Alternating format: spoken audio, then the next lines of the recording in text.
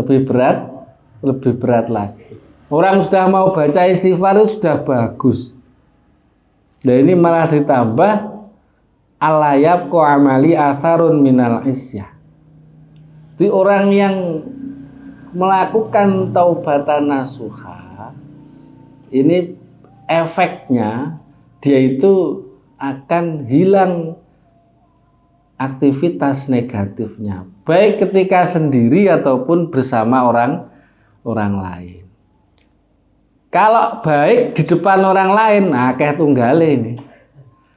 Tapi yang repot itu baik ketika di belakang orang lain atau ketika sendiri. Jajal.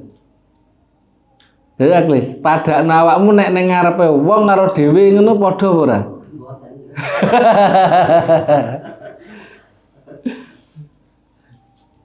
Tidak sama. Wakilan den dawuhake apa iya utahe taubatan nasuha iku alati taubat turisu kang nyebabake apa alati sahibah ingkang duweni alati al-falaha ing bejo ajilan ing dalem dunya wa ajilan lan ing dalem akhirat. Ada yang mengatakan lagi taubatan nasuha itu apa? Ya taubat yang membuat orang sukses dunia dan akhirat. Nah, ini dibalik berarti gini. Kalau orang mau sukses berarti taubat lah. Taubat. Entah apa yang menghalangi kita dari kebaikan yang kita inginkan, itu mungkin ada dosa-dosa. Jadi bertaubat. Ya muklis nih. Le bujur oleh-oleh tobat kamu. Tobat ya orang tobat itu enggak kok nih tobat iya nih tobat nah gitu ya, kita setidaknya istighfar itu loh, istighfar atau dengan yaitu tadi beramal soleh itu. Ini juga termasuk membabi taubat. Kategori taubat itu beramal baik. Nah ini orang sukses duniawi, sukses ukhrawi. Suksesnya ini sukses yang positif loh ya. Karena ada orang itu tidak beriman, tapi dunianya oleh Allah dikasih lebih-lebih. Dia tidak sujud, bahkan tidak syahadat, tapi dunianya diberi kemewahan. Banyak tuh ya? Kata. Lah itu apa? Sebenarnya ini tidak boleh kita itu kok meri, tidak boleh. Sebab orang yang kayak gitu, oleh Allah memang diberi lebih-lebih. Supaya apa? Kelak di akhirat dia itu bagian penghuni neraka yang paling bawah. Agar dosanya ini semakin bertambah. Ya, karena Allah itu menciptakan neraka. Ya harus ada penghuninya, ya ada penghuninya lah. Penghuninya siapa ya? Iya ya kayak gitulah.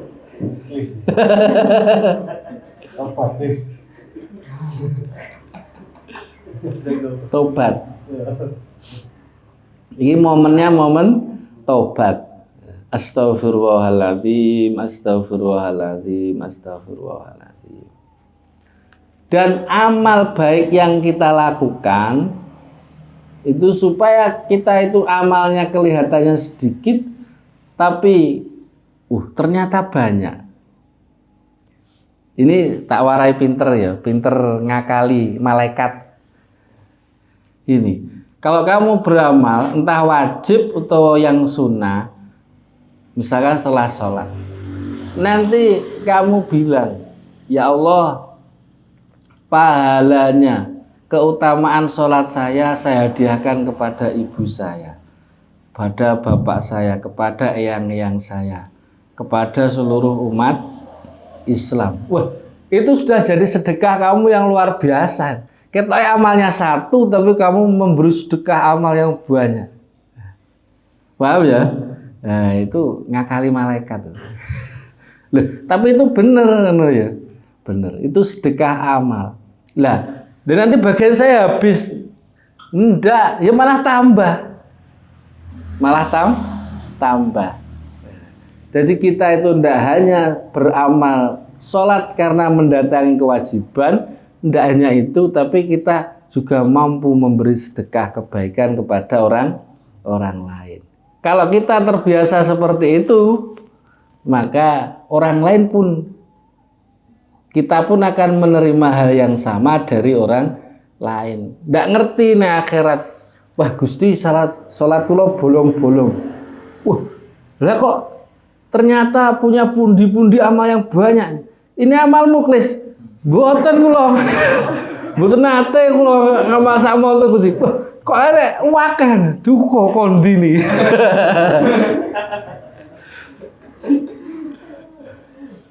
Iya ngono kuwi. Kadang-kadang ada amal-amal yang kita itu tidak terasa. Karena ketiban pulung cara wong Jawa ya, tertimpa rezeki diberi oleh orang lain. Ndak usah ngenteni dinyek-nyek wong dirasani, waduh lara iku malah. Ya itu aja teorinya diantaranya itu. Semakin banyak yang kita lakukan seperti itu, semakin banyak pundi-pundi amal yang kita terima. Tanpa kita terasa, amalnya satu. Tapi fadilah yang kita terima, keutamaan yang kita terima itu lebih.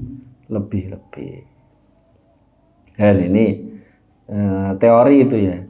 Itu orang alim kayak gitu ngibadahnya. Makanya orang alim itu kalau ngibadah kelihatannya sedikit simple. Tapi dia tahu. Ya, ini tahu caranya melipat gandakan amal. Lah kita kan enggak tahu sholat ya sholat wes. Catat ya satu. Lah kono satu ditransfer ono diulah malah 1000. Belum lagi kalau niatnya bisa didobel-dobel. Nah, ini luar biasa. Pun sampean kok kepinteran. Bingung malah. Wa qala lan dawu sapa as-sairu penyair. Jadi ahli lagu itu dari dulu sudah ada. Di Arab pun ya ada. Mim bahril basiti saking bahar basit.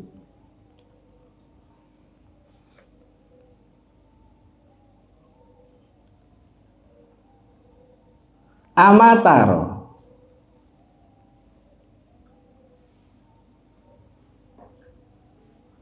ana ta ora mirsani sapa sira kaifa halih kaya apa yubli nang rusake ing kita apa aljadidani mongso anyar loro awan lan bengi wa nahnu khalil ta kita iku nalabu dolanan sapa kita fisirin ing dalem tingkah rahasia wa ilanin lan tingkah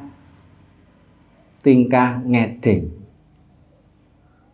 latar kananna ojo condong temen sapa sira ila dunya maring dunya wa zukhrufiha lan gumebyare dunya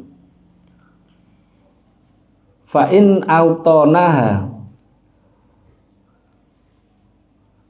mongko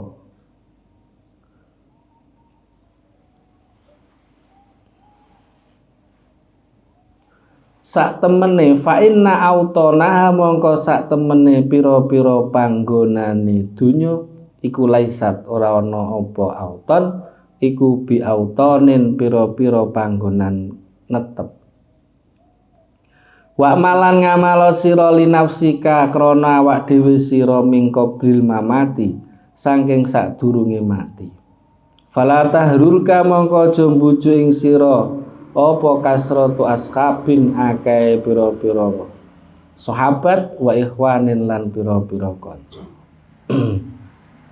Jadi syair ini menggambarkan, memberi pencerahan bahwa agar kita itu mawas diri dan mawas waktu.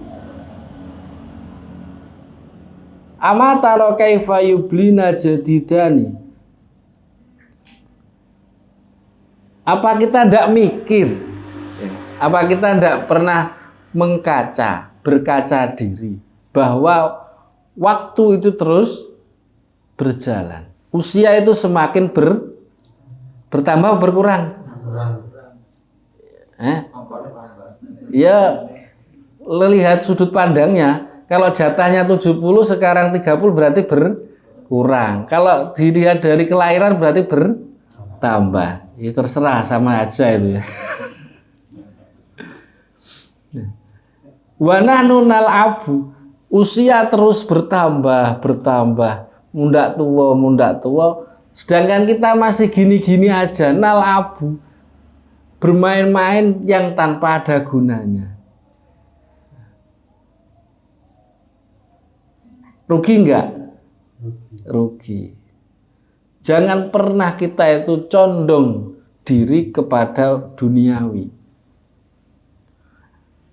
Dan apapun yang di situ menjadi aksesoris duniawi. Karena apa? Tujuan kalau hanya duniawi itu akan menjadikan kita itu kecewa, nestapa, nelongso. Karena berapapun harta yang kita kumpulkan, kelak itu akan kita tinggalkan. Korun yang kaya raya itu ya akhirnya mati. Fir'aun yang digdaya mengaku dirinya sebagai Tuhan melawan Nabi Musa akhirnya juga mati. Nah ini. Maka dunia yang kita pegang, yang kita jalani ini kita arahkan menuju akhirat. Bagaimana? Ya niat saja lah. Niat. Kerja, ya kerjalah. Wong kerja itu juga perintah. Diperintah, ya. Perintah. Rezeki itu memang dijanji oleh Allah. Tapi rezeki yang bagaimana? Rezeki yang untuk kiwamul badan. Rezeki sekedar untuk hidup. Paham ya? Rezeki yang ditanggung itu maksudnya rezeki yang untuk hidup. Pokoknya cukup bertahan hidup, mangan 20, ya itu. Kalau yang lain polao. Bekerja. Mau sukses kerja, mau sukses ngelamun. Ya. Nggak bisa kerja. Nah, kerja itu yang bagaimana? Ya sesuai bidangnya kita masing-masing. Orang itu punya kemampuan, skill yang berbeda-beda. Orang seperti saya suruh kayak Muklis ndores pari, ya rusak.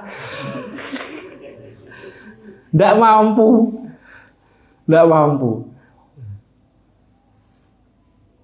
Ya karena memang punya kemampuan sendiri-sendiri. Nggak bisa disama-samakan, nggak bisa. Walaupun sebenarnya manusia itu ya asalnya satu. Punjere satu, Nabi Adam alaihis salam. Tapi ya niku wau berbeda-beda.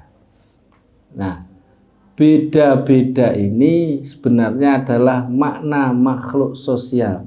Jadi Allah menjadikan beda-beda niki untuk kebersamaan. Agar kelemahan yang satu ini bisa ditutup oleh kelebihan yang satunya lagi. Bukan malah kelemahan yang ada di A ketika B itu punya penutup, ndak malah dihina-hina. Nah, ini ndak. Tapi tujuannya adalah semuanya sama, diarahkan satu. Wa ma khalaqtul jinna wal insa illa liya'budun, agar beribadah kepada Allah. Ibadah yang kayak apa? Ya yang kita mampu. Allah itu mudah. Islam itu mudah, tidak sulit, tidak sangar yang seperti digambarkan orang-orang, tidak. Islam itu mudah. Wa'mal li nafsika min qablil mamat. Terus kita disuruh beramal, mempersiapkan diri sebelum menjelang kematian. Karena orang itu mesti meninggal, tidak pandang muda, tidak pandang tua. Walaupun belum nikah, banyak, ya. Jangan dikira, wah nikah santai, ya. Tidak gitu. Ya. Fala tahrur kasratu ashabin wa ikhwanin. Terus ini, jangan terbujuk dengan banyaknya pengikut. Misalnya seperti kita ini ngaji kayak gini, wah pengikutnya banyak. Ini kalau tidak kita niatkan dengan niat yang bagus, maka justru menjadi bumerang untuk kita, celaka untuk kita. Karena apa?